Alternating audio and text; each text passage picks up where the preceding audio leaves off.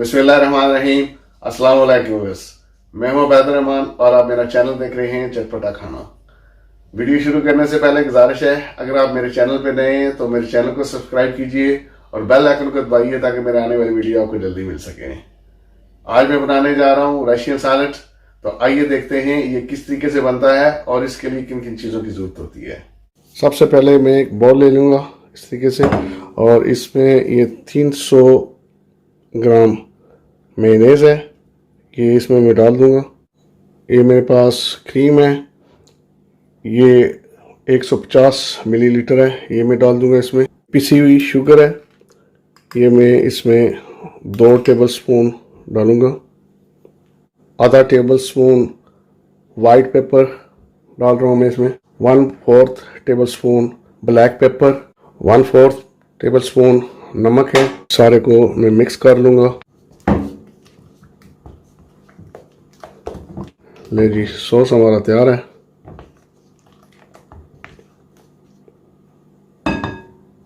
यहाँ पर सेब मैंने आधा किलो लिए, तो सेब मैं साथ साथ काटता रहूँगा और इस सॉस में मिक्स करता रहूँगा ताकि सेब काले ना हो जाएं।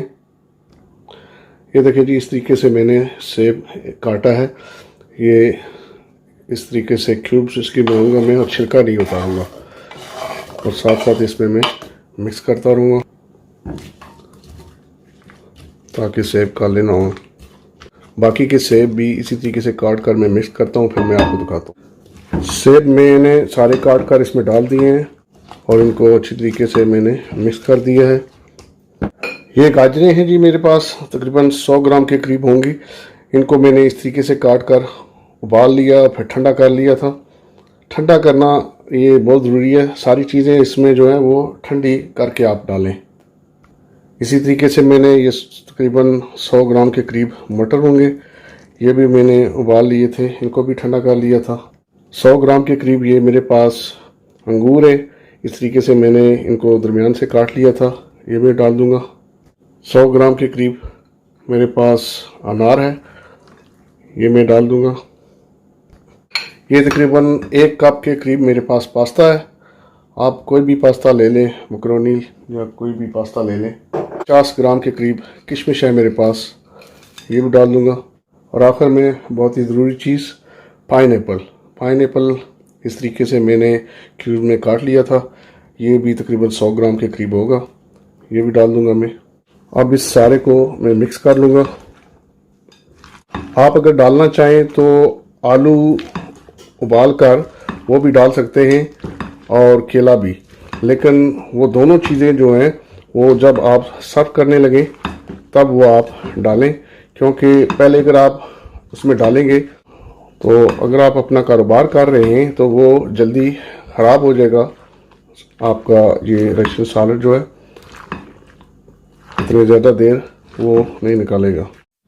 1 टेबलस्पून इसमें मैं सिरके का डाल दूँगा, इसको भी इसमें अच्छी तरीके से मिक्स कर लूँगा मैं। देखिए जनाब, कितनी बेहतरीन इसकी लुक आई है, सही कलरफुल बना है। अब मैं इसको तकरीबन 2 घंटे के लिए फ्रिज में रखूँगा, फिर मैं आपको डिश आउट करके दिखाता हूँ। ये देखिए जी, 2 घंटे के बाद मैंने इसको निकाला है, तो थोड़ा सा मैं एक दूसरे बाउल में डालता हूँ।